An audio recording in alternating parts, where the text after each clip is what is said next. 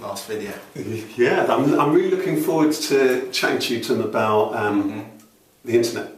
Excellent. It's been one of those big things that's changed my life, which changed everybody's life. You, of course, help people to develop their businesses online, and I just wanted to chat to you a little bit about how to get the best out of the internet, because there's so much stuff around. You should be doing this, you should be doing that, and so on. And I wanted to talk a little bit about it from the business perspective, but also kind of personally. Maybe let's just start off with the personal kind of thing. Lots of people feel as though they should be online, or they should be on this or that, or LinkedIn or Facebook or all the rest of it. Just give me your basic kind of tips for somebody if they feel that they should be online, or to get the best out of online as an individual, first of all. Okay, now that's useful. The first thing I'd really say is people need to focus on security. Okay. There's some really nasty stuff out there, and really sophisticated like software and viruses that basically can come in, take over your computer, share your private information, and etc. Right. So the first thing you really want to do is make sure whatever you're surfing on, whether it's your mobile phone, your tablet, or your laptop or your PC, make sure it's secure. You got antivirus, etc. That's critical. And I know it sounds like basic, but I tell you what, most people I meet still don't have that properly set up to date, and so on. So that's the first thing. And then secondly, Google, love them or loathe them, they're still like the main search engine in town, especially in the UK and the States, where they account for most of the searches. And if you're going to use the internet for things like research and to find information, etc., look upon it as learning Google is like any other skill. And there's certain things you can do to make your searches more effective. So, just try and learn about how can you use Google more efficiently, so you can actually find information that you want. There's so much information. And in a way, in a nutshell, what are the things that they should be doing? And you talk about just making sure you think cleverly about what keywords you're putting in. Yeah, so it's more what Google call like search strings, So there's certain ways you can search within Google to really narrow down and focus on the sort of information you want. So give us an example of that. So let's say let's I'm using it for research. So you're saying that for me to think carefully about the string of words that I'm looking for. So exactly. if instead of just saying life coach London, and that's going to help me to come up with an intelligent search, is that there's that sort of thing. And also think in mind of, Google have all different search engines for different countries, so google.co.uk, google.com for the States, google.com.ca for Canada, or whatever. Just think about using those different tools if you're looking for specific information in a specific place as well. And then also don't forget that you can also find useful information on other, there are the more specialized search engines, and even Facebook can be another one. Okay, let's talk about some of these things now. So for somebody who's a professional, now let's say somebody in their career and so on, the internet can be particularly kind of useful for them, because they might be going for jobs. Of course, they might be going to visit job websites, have their details on those job websites. They might want to be using, presumably, websites like LinkedIn that can be very useful for their profile and so on. Any general tips you would say for people who are employed in terms of how using the internet? Because I guess you've got to be careful about that. Being there is going to be very useful if you're measured about it, but you've also going to probably have to be mindful about what you do. Exactly. Tell us a little bit about that. Sure. So again, need to be a bit clever about this. So use LinkedIn for your professional. And for those who don't know about LinkedIn, it's like the Facebook, but for businesses.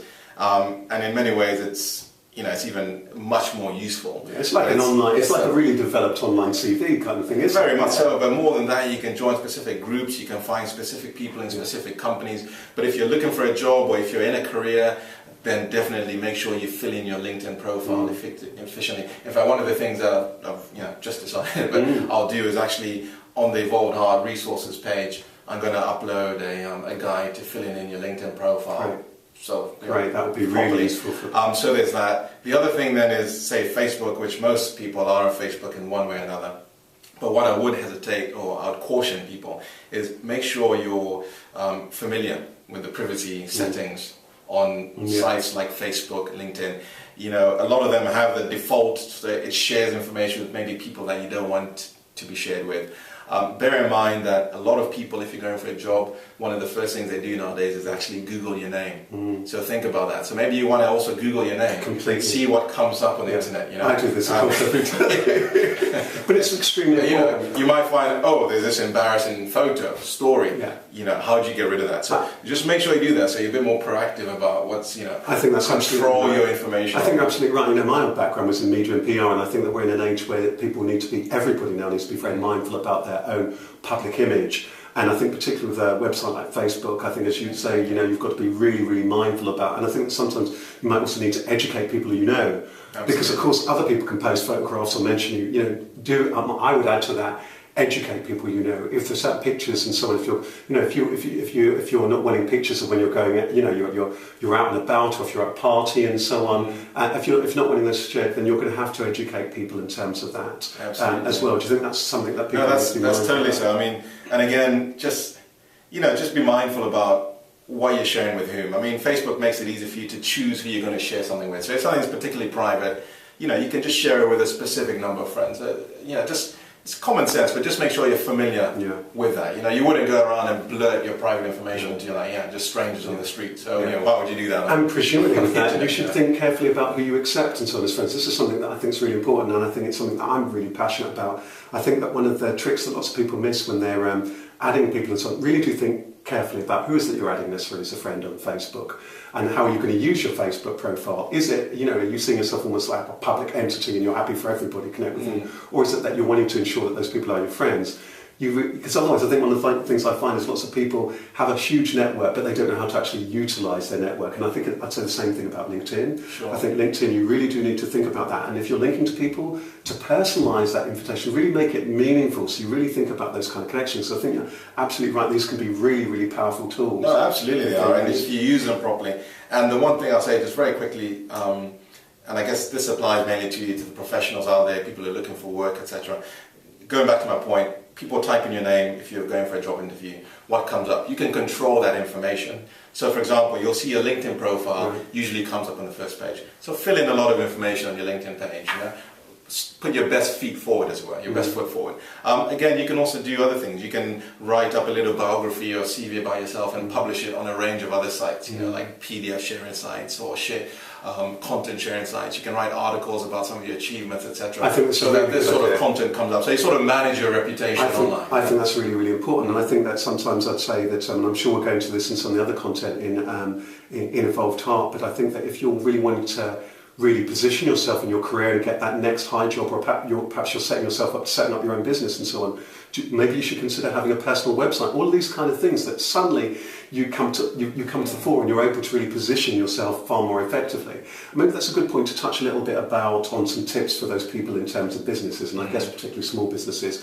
I guess large businesses, they might be very lucky. They might have a team of people. They might have their marketing people, and so on to help them. They might not necessarily be able to, but not people who are running small businesses may not necessarily be able to afford an expert like yourself. So when somebody's starting up in small business, and I know that lots of small or growing businesses will often come to you, what are some of the things that they should think about? Because I meet many of them and they're confused. Should I be on Twitter? Should I be on Facebook? What should I be doing? How often should I be doing that? Give us a couple of basic things to kind of think about. I guess the first thing is make sure you've got a website. Yeah, I think the basic is make sure you have a website. And that is good.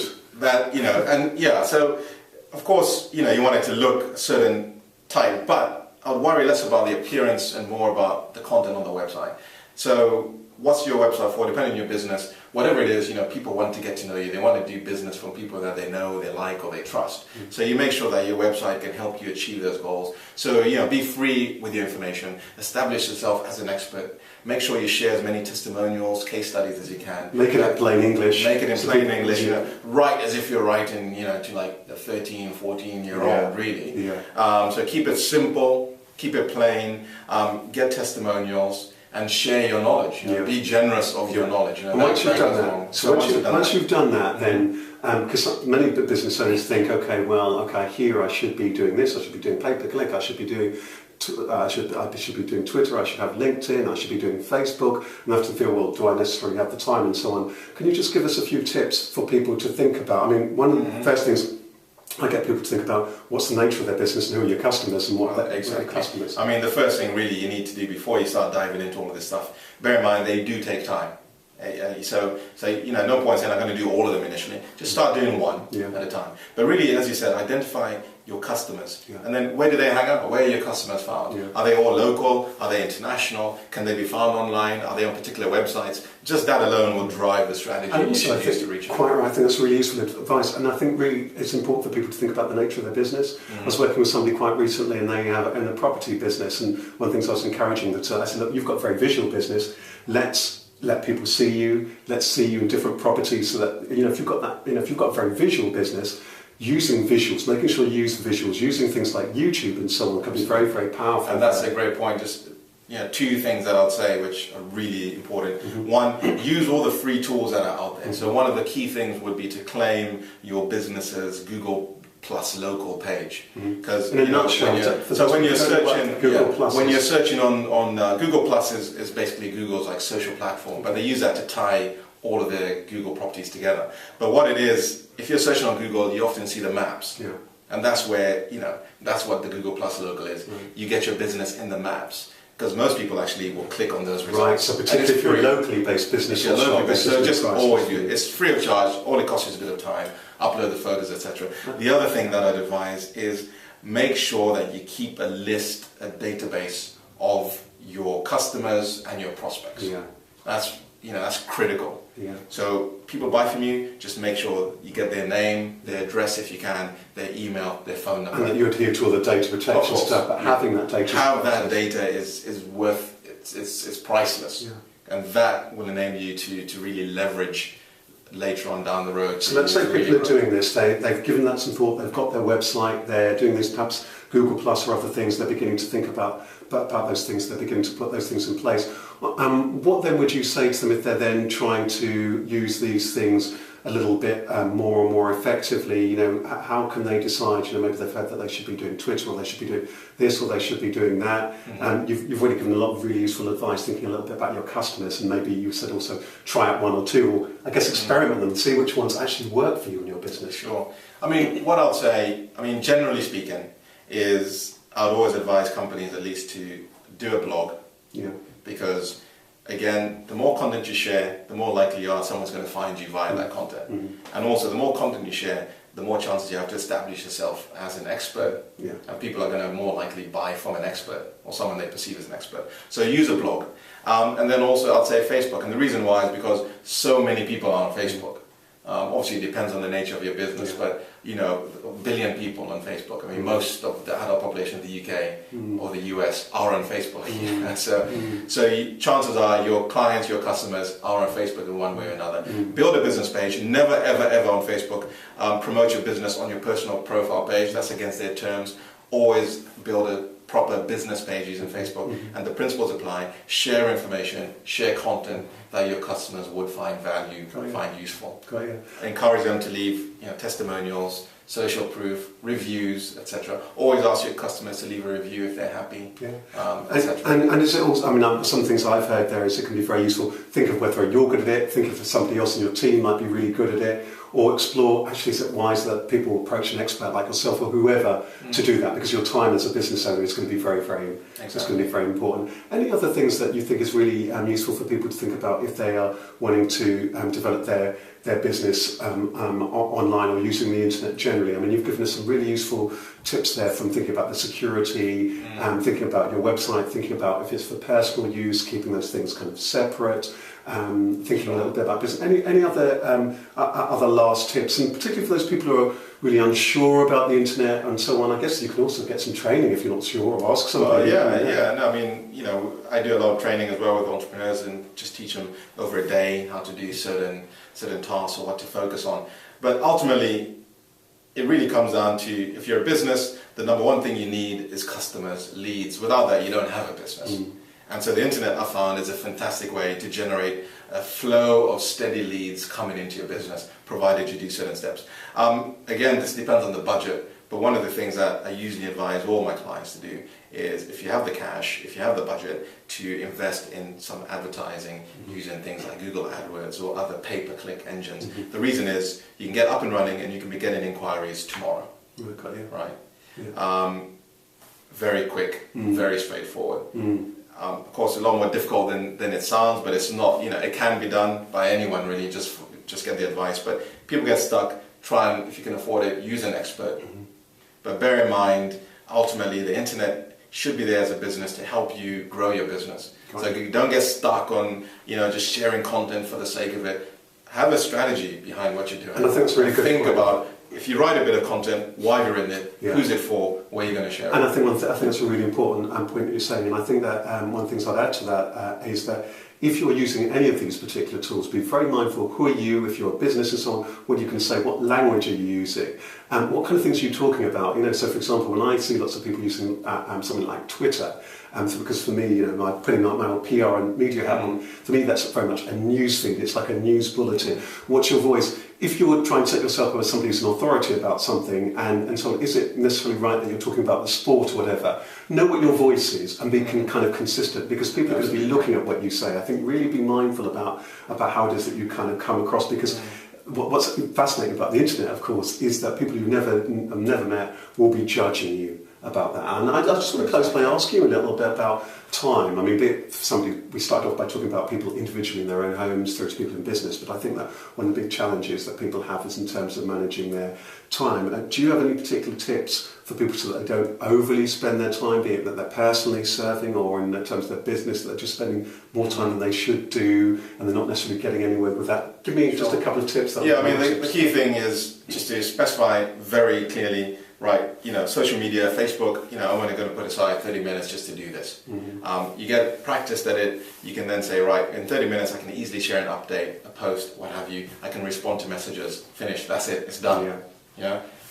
Every day if you can, otherwise 3-4 times a week, that's it, fine. Always respond to people's inquiries, of course. The second thing is just to focus on one thing at a time. And then there are a range of software, some of them are free, that you can use to help you manage your posting, whether it's for your blog or whether it's for Facebook, etc. Things like Hootsuite and so on. You can use those to help you with your Twitter, your Facebook, your posts. Another clever idea would be just to link, say, your blog to Twitter, to Facebook. So if you publish content on your blog, then automatically that will then send that information as a tweet, and it will also post an update of that content on Facebook automatically. So you don't have to do the same thing 3 times. That's really so just leverage your workload. And another key tip is to leverage the content. So if you write a fantastic article, say, now most people just leave it at that. But what you should do if you're being clever and strategic about it is take that same bit of content and then make a video talking about the same thing. So now you've got 2 bits of content. Maybe convert it into a PDF and then share it on these PDF sharing sites. So really think, how could that be working cleverly? So the same bit of content you can leverage, and you can use that 3 or 4 different ways.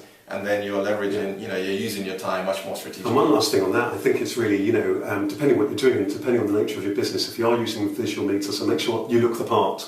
Yeah. Bear in mind, people are, when you're visual, that people are going to be judging you on that. So really do make sure you look the part, and that gives you an opportunity to personalise your brand as well. Well, Tom, you've given loads and loads of really, really useful tips. I want to thank you for that, and I'm sure that there'll be more on this kind of stuff that we'll be touching on at Evolved Heart. So thank you very much for your time. Excellent. I better leave you to it. Thank you very much. Thanks, Rashid. Thanks. Okay. Cheers.